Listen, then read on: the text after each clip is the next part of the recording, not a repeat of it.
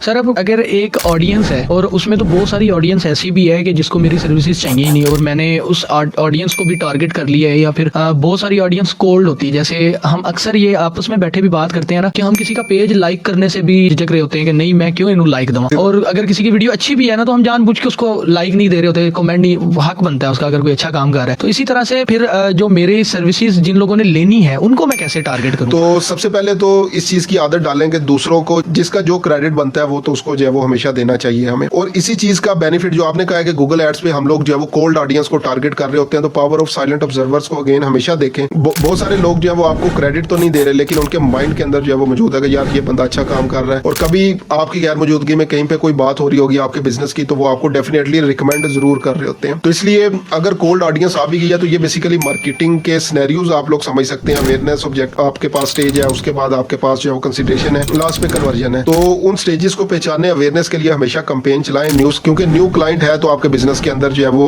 Live blood चल रहा है, न्यू क्लाइंट आ रहा है, पैसे आ रहे हैं, ठीक है, तो उनके लिए लाजमी कैंपेन चलाएं। जो इररेलेवेंट ऑडियंस है, बेसिकली गूगल एड्स मैनेजर का या फेसबुक एड्स मैनेजर का बेसिक काम ही है कि आपकी ऑडियंस को रिफाइन करे, ताकि आपकी कैंपेन, आपके जितने भी बेसिकली जो भी टारगेट ऑडियंस है वहां तक आपका पैगाम पहुंचे, इररेलेवेंट ऑडियंस तक आपका पैगाम ना पहुंचे।